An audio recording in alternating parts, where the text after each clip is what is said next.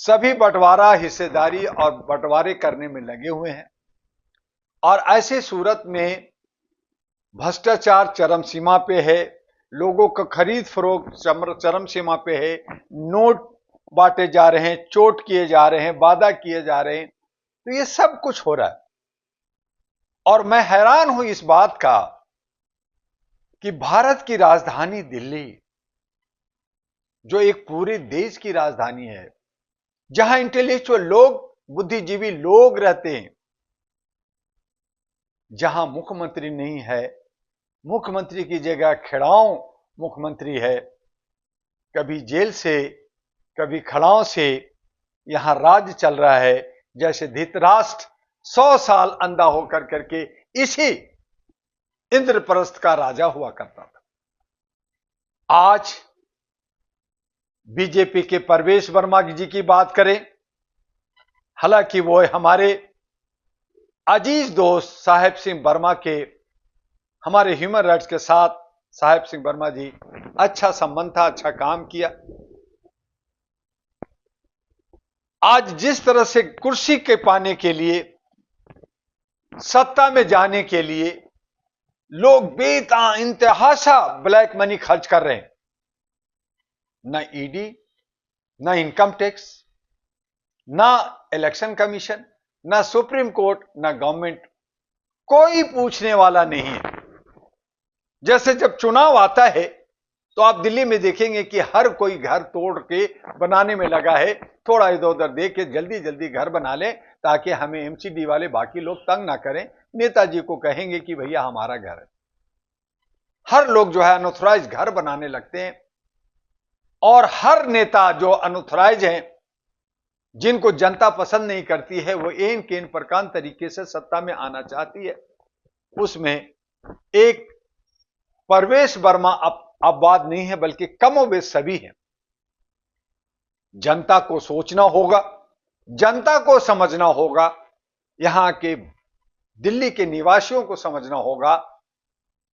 और उसी पैटर्न पे जो केजरीवाल साहब ने कभी कहा था कि सबका खाओ, सबका गुणगान करो, सबका जय हो करो, वोट हमें देना, आज भी वो कह रहे। अब वक्त आ गया है, सबका खाओ, सबका गुणगान करो, लेकिन वोट मानवता के आधार पर अहरा नेशनल पार्टी या अपने इंडिपेंडेंट या अपने साथी, अपने क्षेत्र के दोस्तों को वोट दो। और तमाम पुराने जो लोग हैं, परिवारवाद पे, बड़ी पार्टियों के नाम पे जो दिल्ली को लूट रहे हैं, दिल्ली को गांव बना दिया, गांव से भी बदतर, गांव तो बेहतर है हमारा, कई गांव हमारे आदर्श गांव है, लेकिन कहावत है कि गांव पिछड़ा होता है, इसलिए मुझे भी कहना पड़ रहा है कि गांव से भी बदतर हालत में हमारा दिल्ली को बना दिया। और यहां नूरा कुश्ती, बीजेपी कहती है मेरी सरकार, आम आदमी कहती है मुझे हरा नहीं सकते, कांग्रेस कहती है अच्छा देखता हूं मैं। तो बाकी जो 5000 पार्टियां हैं, जहां बीजेपी जनता दल यू को और दूसरी पार्टियों को भी हिस्सेदार बना के ला रही है, जहां कांग्रेस में, इंडिया गठबंधन में भी बहुत सारे लोग हैं उनके हिस्सेदार आ रहे, जहां मानवता की जरूरत है।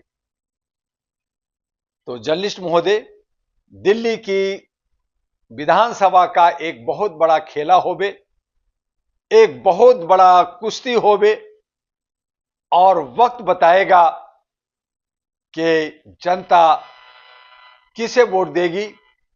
लेकिन अब जनता का वोट का भी कीमत नहीं रहा, इसलिए मैंने कहा कि हमें खुल्लम खुल्ला मतों का अधिकार दी जाए, क्योंकि यहां चोरी होगा, डकैती होगा, ईवीएम मशीन को लूटा जाएगा, ऑफिसरों को खरीदा जाएगा, और कमोबेश हमारे जो सीधे साधे भोले भाले अंधभक्त कहें या फिर श्रद्धा आस्था रखते हैं बड़े बुजुर्गों को, उनके बहकावे में आकर करके लोग किसी न किसी के पक्ष में जाएंगे, और यही लोग 50% के अंदर बंटवारा करेंगे, 50% वोट नहीं देते, जो जिसके पल्ले में 20-22% वोट आएगा वही यहां का राजा हो जाएगा।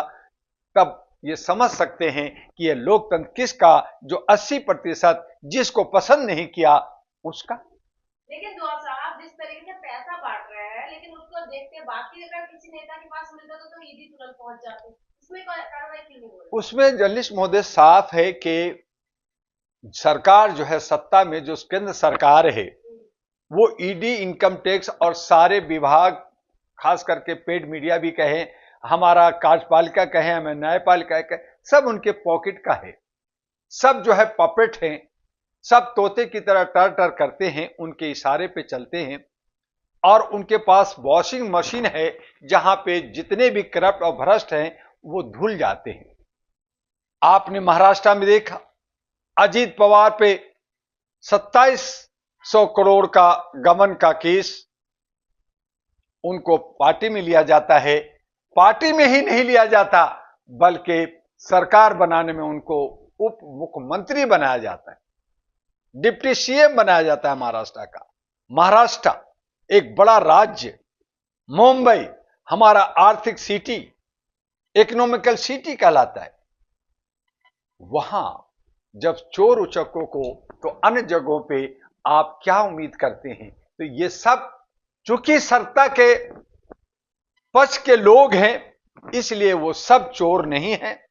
उनके पास जितना भी ब्लैक मनी है वो सब व्हाइट मनी है, और जो विपक्ष में बैठे हैं वो सब चोर हैं। और विपक्ष भी कहीं ना कहीं कॉरपोरेट के साथ साठ गांठ कर करके लूट और खसोट चंदा धंधा कर रही है। और ऐसी सूरत में जो छोटी पार्टियां हैं, जिनके अच्छे विचार हैं, जिनके अच्छे एजेंडे हैं, जो कह रहा है कि हम शपथ पत्र के साथ आना चाहते हैं, लिखित आना चाहते हैं कि अगर हम लोग काम नहीं किया तो हमारी चल अचल संपत्ति जब्त होगी, हमारी सदस्यता खत्म होगी, हमारी पार्टी खत्म होगी। लेकिन जनता सच के साथ कहां जा रही है? जनता अगर जिस दिन सच के साथ जाएगी, अपने को समझ जाएगी, तब ये सारे के सारे कुकुर मुत्ते, ये सारे के सारे एक थाली के चट्टे बट्टे, ये सारे नूरा कुश्ती लड़ने वाले लोग, करने वाले लोग हवा में उड़ जाएंगे, स्वाहा हो जाएंगे। और सही माने में मानवता, सही माने में सही विकल्प, सही जनप्रतिनिधि आएगा, लोकतंत्र बचेगा, संविधान बचेगा, और देश का आन बान शान दिल्ली सुधरेगा, संभलेगा, जिससे हम देश और विदेशों में, विश्व गुरु कहलाएंगे। तो ये वक्त है, देखिए, बहुत सारे चोर, बहुत सारे उचक्के, किसी को बचाया जाएगा, किसी को छोड़ा जाएगा। और यही अंधेर नगरी चौपट व्यवस्था का नमूना है।